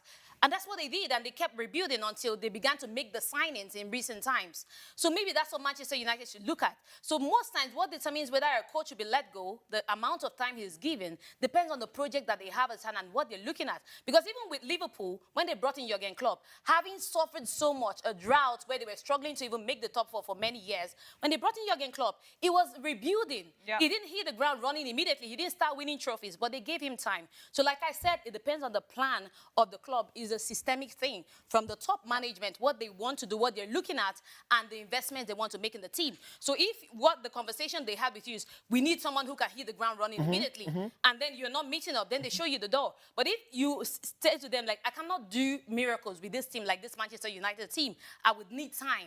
What I think we need is like a rebuilding process.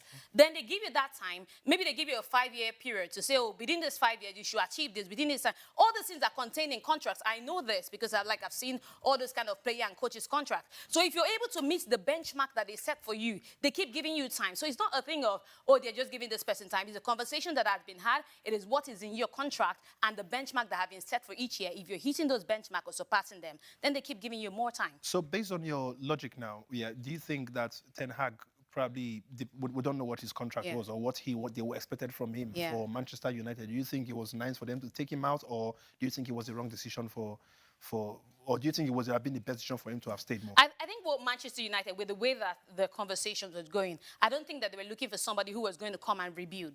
Oh, let's not invest so much. Let's get boys from the academy. Let's build a young team that is going to be good in 5 years, like a long-term plan. They were looking for somebody who, 1 year, you've already gotten the hang of things, and by the second year, they're already competing for things. I think from my angle, looking at it as a viewer and as a pundit, that's what I understood it to be. It wasn't a long-term project for him. Give me an example of a club where the manager has come in and is literally taking the club from a very poor state, and within a year Eddie or two. Fancy flick. Eddie Howe. Thomas Tuchel won the Champions League at Chelsea. He arrived in January and won the Champions League in his first season. Why was he sacked? Hansi Flick. Remember No, the Hansi Flick. Remember how bad Barcelona was? We go for the treble. No, come on, Hansi Flick, I would agree, though. Hansi Flick, I would agree. But no. I think Hansi Flick is definitely a whole different breed when it comes to. But then again, I don't know if we'll give credit. Yeah, of course, you give credit to Hansi Flick, though. But when you look at those players as well, sure. But look how bad they were also playing. No. Of course. Fair enough. But yeah, go on. Let me. Which managers did you mention again? Thomas Tuchel. No, Thomas Tuchel. Listen, I asked you, why was he fired? Good question. I don't know. I mean, Tuchel is Clinton's guy, so yeah, he's always going to be behind. I want to know why. I still, to this day, am looking for. I know why he was sacked, but I'm still looking for a good reason to this day. Why was he sacked? Because it was around the time where Todd Bowley took over the club, and they went through a bad run of results, and I think he was looking for an excuse to have a fresh start.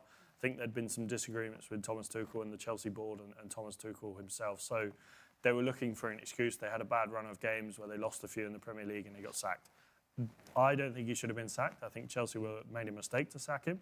I think in the last 5 years, he's one of the best managers. So, Alex, you've just mentioned that he came in and won the Champions League, which I will still maintain my facts to say him winning the Champions League was just not put to him. Of course, he took the team. He won the last 16 quarterfinals, semi-finals, finals. He beat Real Madrid in the semi-finals. He beat Atletico Madrid. He beat Porto, one of the Porto teams. And this was a year after Chelsea couldn't sign any players because they were going on a transfer embargo. Yeah. If that's not a miracle, I don't know what is. No, Alex is right in terms of the people that they played in the knockout stages before they even got to the finals. They did not just play little teams. They played big teams. It wasn't like a fairy tale thing. They had to work their way to, to winning that Champions League. I understand Clinton's perspective, but I think the fact that he had just very little time and then he was able to beat a lot of big teams at the knockout stages and go on to win it, that's really exceptional. And I think I was even surprised when he was shown the way out, but it is what it is. And like, as Alex has said, I think it was just the Todd Bowley thing and, wanting to start on a clean slate if you're taking over a club. And I don't know the conversations that they've had. Maybe they didn't agree on certain things. And the bad run of form afterwards. But that doesn't still determine that he's not a good manager or he shouldn't have been given much time. I just feel like the circumstances did not play in his favor at the time. Guys, sorry, Manchester United winning this game against Lyon. I tried to go to this Europa League, and somehow, Gary, we got right back to Arsenal, but just bringing it all the way back here. Gary, let's start with you. You think Manchester United, we spoke about here, Alex was saying last week just how they're undefeated, and this is the best they've been performing, not in, any other tournament. And then they're taking on Lyon. We saw the 2-2. We saw how Manchester United probably could have won that game away from home last week, and they absolutely bottled it. And now they're at home, but we know Old Trafford, it's not the fortress it once was. How do you see this one playing out? Those who follow me might have noticed that this morning, so here's what happened. There was a photo of Bukayo Saka and Declan Rice, doing the Aubameyang and Lacazette celebration. Yes. Yeah. And so one of the football Twitter accounts posted it. It went viral on Arsenal Twitter, and Lacazette saw it. He came to respond under the tweet and with a handshake and a thumbs up. So when I saw it, I responded to Lacazette's thing and I said, "Good luck tonight, Laka. Knock him out tonight." So unfortunately, I'm compromised. My views are very well known. Gary, Lyon all the way. Okay, well, it could happen. It could very easily happen. On y va. Okay, on y va. Let's go.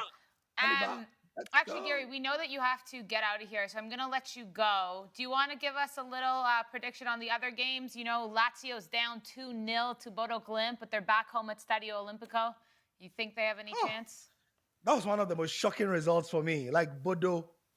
Yeah, but sorry, are we not factoring the weather? There's a team from Rome, Italy. I literally, the snow in Norway. It's Norway, right? Yes, Norway. It was freezing for these guys. I think it absolutely played a factor. Remember the last show before that game? Then I was literally saying that which random team And then when I saw the results, trust me, I'm like, wait, hang on. No, because I think they don't play in the snow. I don't know. I'm not saying it's all because of that. All snow. All snow. All snow. You think Lazio can come back? Well, then they need to play in the desert. Well, they're at the Stadio Olimpico. They're actually in the Coliseum. Well, yeah. But if I am Bodo Glimt, I'm packing the bus, because I saw the preview. I looked at the players. I don't know them that well, to be honest.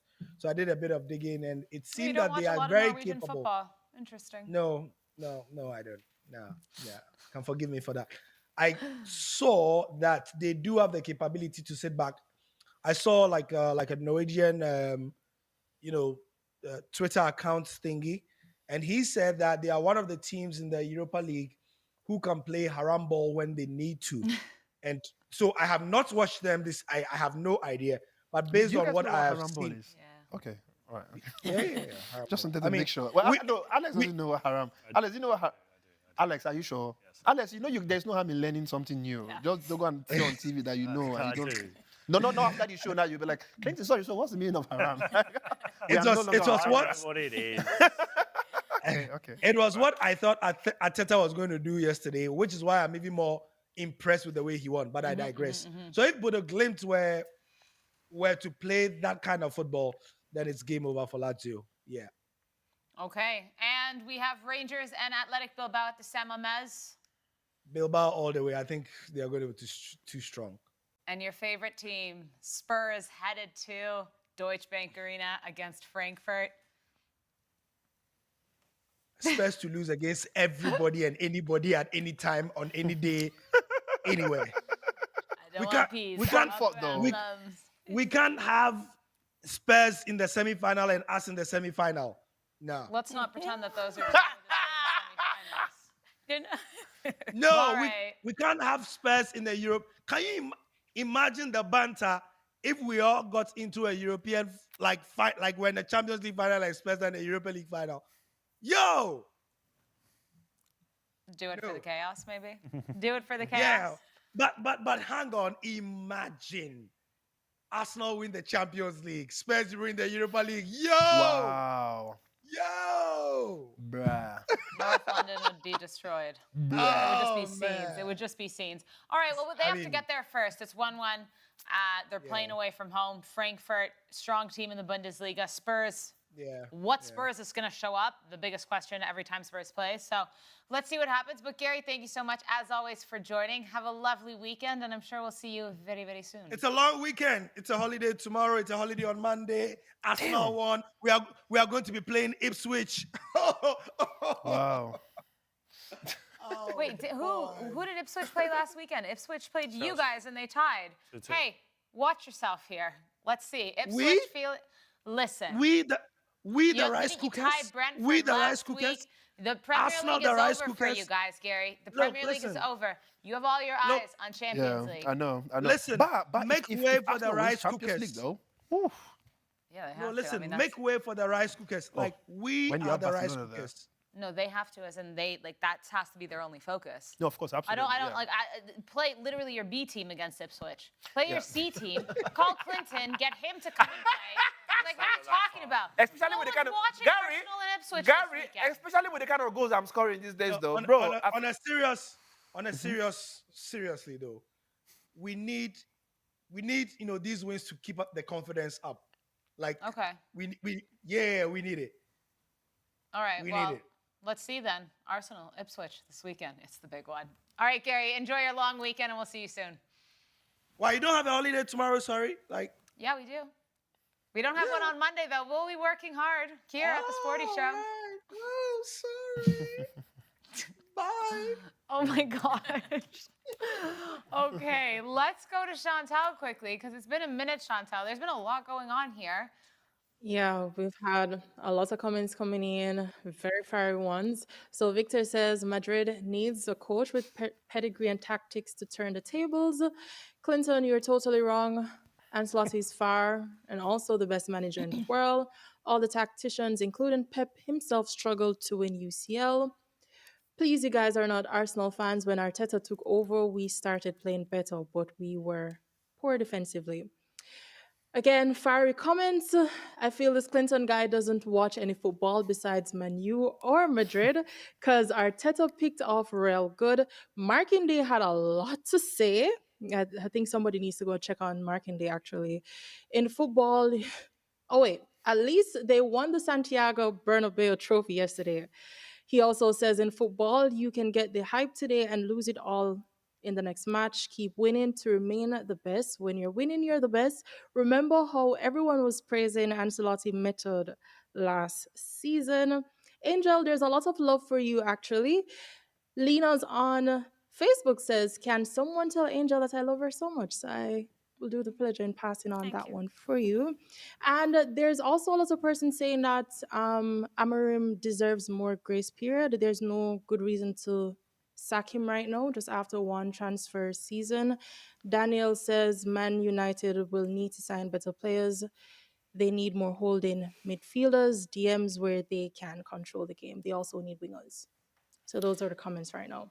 I actually like the fact that you read the compliments for Angel, but the one for me, you just had to just try. No, but I know what it is on this. I think I will have to speak our producer. We need a mail that's going to be reading comments here. It's just a taste of your own medicine, Clinton. No. Thank you, Alex. When he starts being nicer to me, then I'll pick the nice comments for him. Okay, I'll start being nicer to you. All right, guys, let's wrap up Manchester United quickly. Angel, Manchester United winning this one tonight. It's going to be really difficult. I'll be surprised if they win, honestly. There's no confidence, right? Yeah, there's no confidence. That's just the thing. I'll be surprised if they win. Especially You'll be coming off surprised. that Newcastle. Well, sorry, you guys are coming off a massive loss to Newcastle. Like, if you're already, you bottled that game against Lyon. Yep. You should have won an away game in the Europa League. Yes. You bottled it. Yep. Okay, you have a draw. It didn't lose. But then, St. James's Park is never easy. That's going to mess with anyone's confidence. 4-1. And now you got to, go to Old Trafford and welcome Lyon, who are going to be pretty pissed. Yeah, exactly. Yeah. And Old Trafford is not even a fortress. It's not the fortress that we. Well, I'm really excited to see this tifo that they keep talking about. Allegedly. If we do get it, because I keep checking Manchester United. But you guys saw the you guys saw the real on Twitter. you guys saw the Real Madrid one yesterday, right? When I saw it to be, obviously, where I don't think I saw it. oh, you didn't see the Real Madrid one.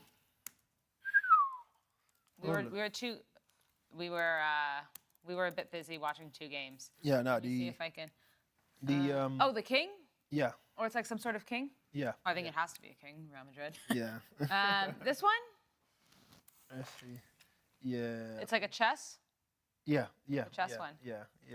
They No, were to- you playing checkers. To be honest, the way seeing in real life, I felt some kind of little confidence that okay, maybe these guys are ready. But then again, we're not speaking about Real Madrid. But next time Real Madrid, this whole mental gimmicks that they tried to do before that game, we should not try that rubbish again, because I feel like it even made matters worse though. How are we still talking about this? I was No, I know. It's like, when I think about all the things that was coming out from Real Madrid Twitter accounts, the way they kept on talking about at the top of the show. remontada, like all of this stuff. Bro, it might say if I was an Arsenal player, it would even motivate me even more to want to kill you you. saw Miles Lewis Skelly getting at the fans yelling "Vamos!" like this young guy, first senior year with Arsenal, and he's getting at the fans. Like it's fueling Sarah, them. if I was 3-0 down, I would not say nothing. I would literally just. I will work on my mental side. I will just be I will forget about media. I will forget about anything that's got to do with people and talking. Just go to the pitch. I think that's what Sarah has said from the beginning about focusing. That's what I said. That's why we did this already. Okay. I think I might have found what the tifo will be. Will be. Yeah, I think What is it? it's going to be one of those similar to the Real Madrid one last night. Something to do with the club badge and something I think flamboyant. Sorry, that will. Hopefully, and I think this has been done with some supporters groups to try and spur United on and give them that little bit of extra motivation. Okay, well, we'll see if it works, Clinton. United have this one tonight? Honestly, I don't like when they come up with all this stuff, man. Just let this. They keep pressuring these players. To me, it's a just pressure. complimenting the one last night. What? You're just complimenting them. No. I'm saying it looked beautiful, but all I'm saying is it would not. It's not about all those. Football is played on the pitch. But the fans having a good atmosphere really helps the players. Now, if I was a player, I think I would feel very pressured, because now it's like all of you are. No, but I just want to come in a normal environment. But to have 75,000 people behind you and cheering you on 90 minutes long. Yes, it happened yesterday. How did it work for us? I'm not saying it guarantees you a win, but it does help. Help with doing what? No, wait, it gives please, you that wait, extra wait. motivation. How can 75,000 fans cheering you on not give you motivation? I'm asking you a question. What did the motivation? Wait, how did he help us boil our rice yesterday? That's my question. I'm not saying it always works.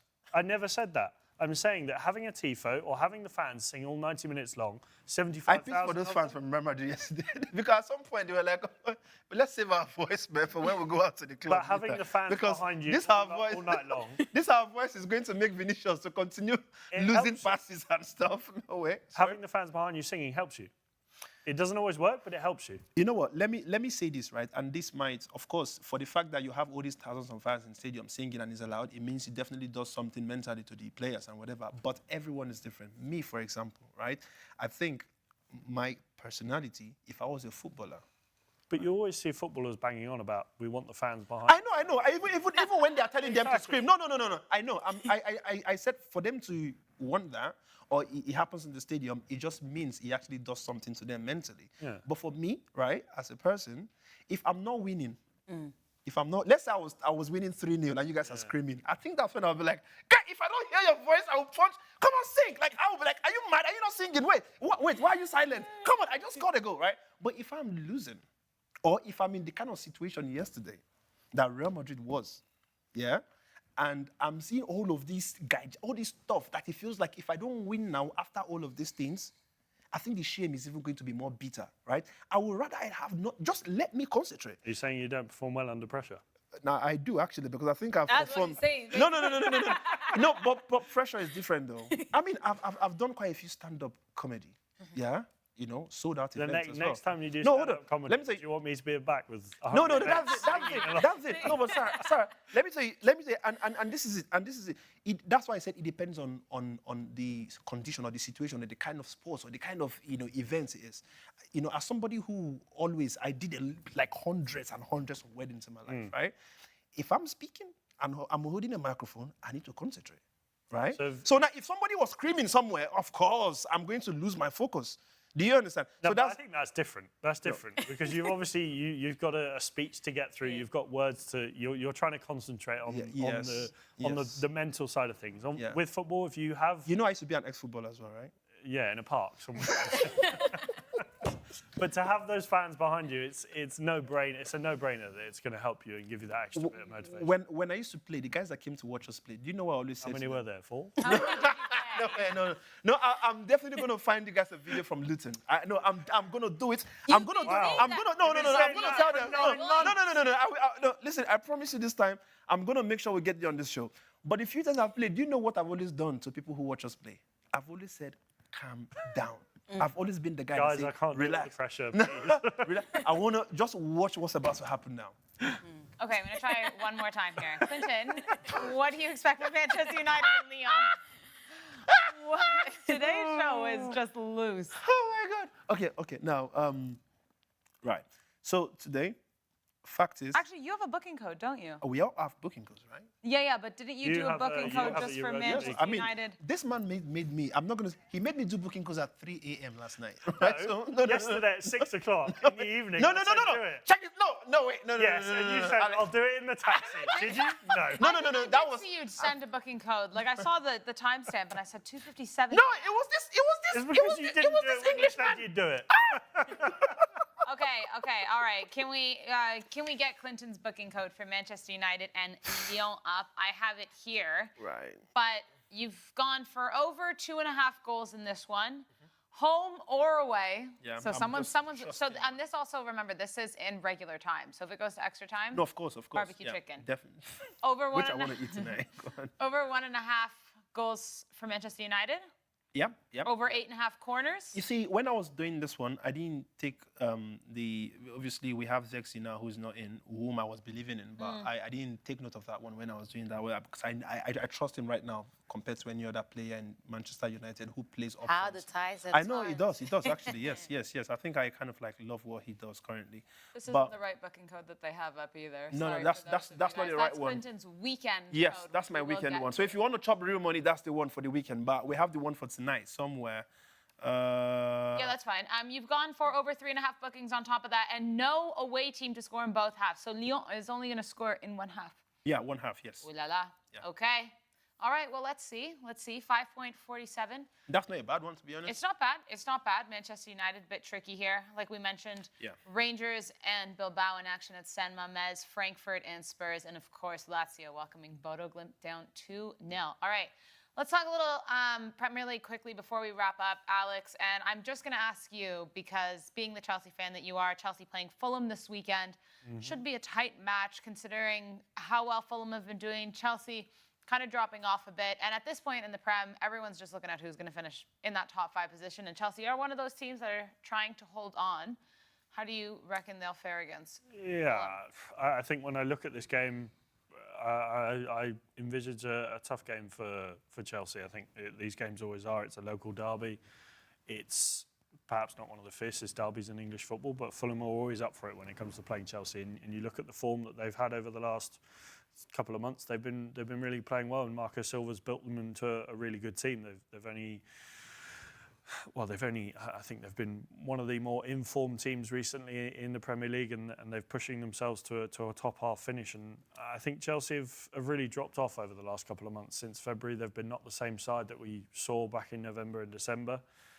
It's at Craven Cottage as well. I think the run-in that Chelsea have with the games they have, I think last day of the season against Forest, I think they've still got to play Liverpool, they've still got to play Manchester United. The run-in that they have compared to the run-in that City and Newcastle have, I really find it tough to predict Chelsea finishing inside that top 5. And that's even with the extra Champions League spot. I think Chelsea will really struggle. Tomorrow, it's a tough one. If I was, as I said the other day, if I was a betting man, which I am, I would predict Chelsea to win 2-1. Okay. Just by the skin of their teeth. Well, especially with Aston Villa taking on Newcastle. It may be the most exciting game of the Premier League, but that's also going to be interesting because Aston Villa, are trying to catch Newcastle 5 points behind them, but that should be an absolute screamer of a match. So we'll see how it all goes down. Alex, we also have booking codes for the weekend. Do you want to bring yours up first? We do, yes. So I've gone for, and I think you have as well, the games on we've gone for the right TV. games. Yes. We never know what's going to happen here. Clinton's probably gone for a game in 2027. Yeah, probably. So I've gone for the first one, obviously, of course, we've got Everton versus Man City on Sporty TV. I've gone for over 2.5 goals in this one. I think it'll be a tasty affair at Goodison Park. Everton been playing really well under David Moyes. Under 3.5 goals in the Union Berlin and Stuttgart game. I've gone for AC Milan and Atalanta, both teams to score. And finally, Monday night, Girona Betis. I've gone for over 2.5 goals with odds of 8.02. I like it, considering that the last two are also two that I have, but they have different value. Your over 2.5 is 1.99, whereas mine is 1.78. So thinking I'm getting shafted here. I've gone for Manchester City to win away at Everton, Real Betis to win away at Girona, and the same as Alex, both teams to score, Milan and Atalanta, and over 2.5.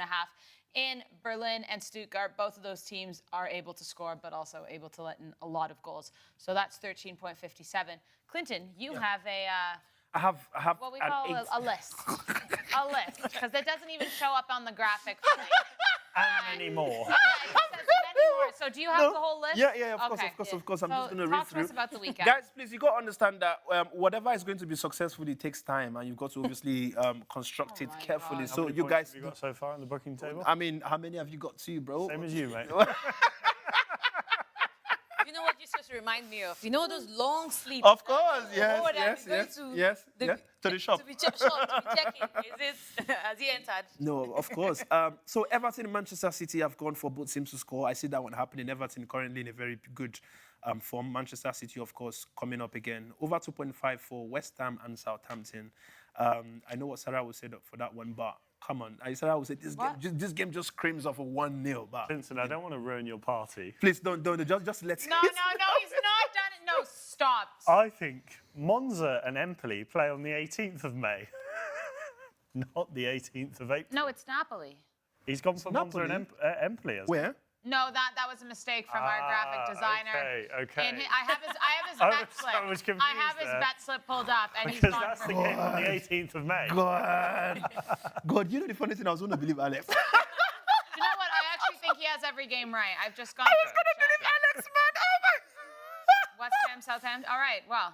Okay. So we'll all know. So West Ham, Southampton. Like I said, I've gone over 2.5 goals. I know West Ham. They are currently doing everything possible to get out of that position that they are currently are. Southampton, obviously, they are gone, so they've got nothing to lose at this point. But yeah, 2.5. I see it happening. Aston Villa and Newcastle have gone with both teams to score. Pretty much good form for Aston Villa and Newcastle as well. Both teams are winning games. They are scoring goals.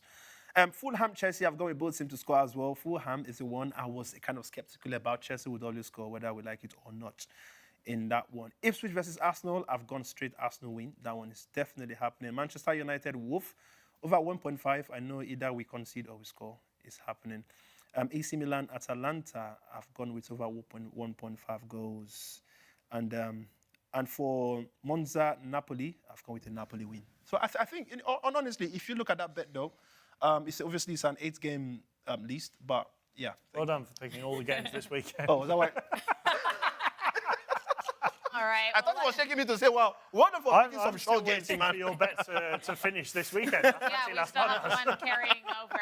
Chantal, let's quickly check in with you one last time before we wrap up here. Any stellar comments, any more fiery notes from the viewers? Yeah, it's a bit of a mix going on here. Like, so much is happening.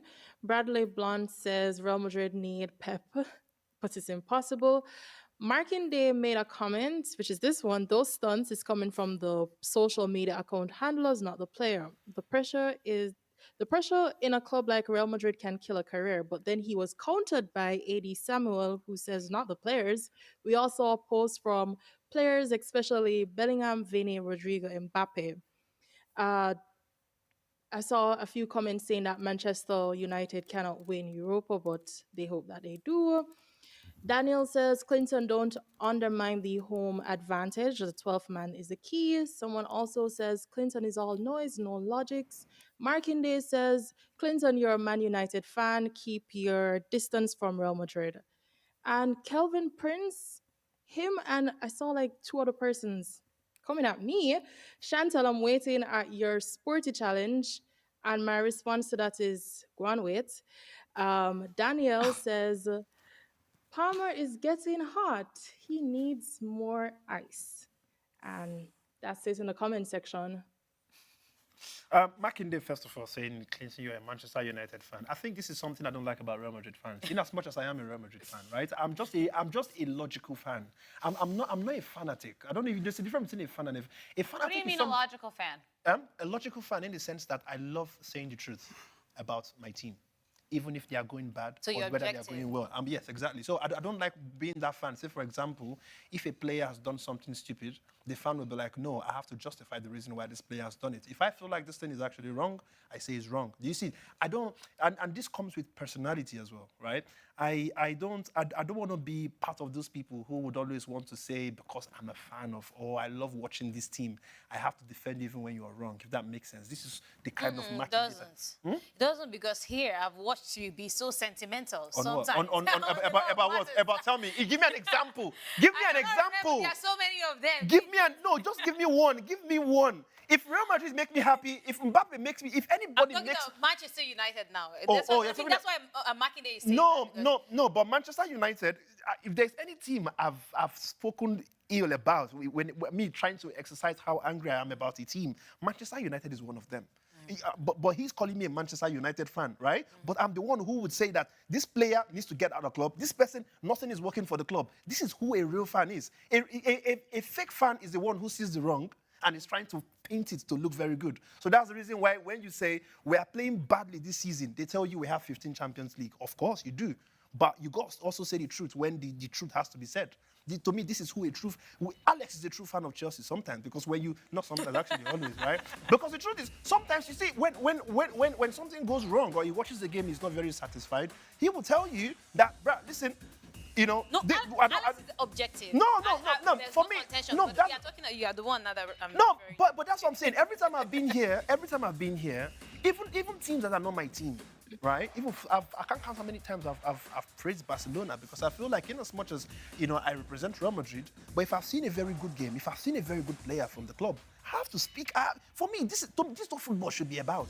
If football, you will see Gary. Sometimes Gary will come and say, "I'm not happy with what we did today. Maybe they've gone wrong here." But the Real Madrid fans will never ever agree that there's something wrong. Just it's like a disease. To me, that's not what fanship should be about. All right, well, let's end it on that note then. And let's see what, oh my goodness, Clinton this just has happened. invented a new word. Fanship. No, that's what we do week, Angel, we do he's it every inventing week. new words. I don't know. We got to start keeping track of this somewhere. But all right, guys, right after the show, coming up in just a few moments now, Al Fateh versus Al Ittihad in the Saudi League. So stay tuned for that. It's been a pleasure to have you guys join us for another week of watch-alongs. 2 weeks' time, we have the semifinals in the Champions League. But more Sporty Show next week. We'll be back on Monday, same time, same place. Another weekend of football awaits. So until then, as always, enjoy the football. Real Madrid fans, fix up, man. Boo! Aguero! No.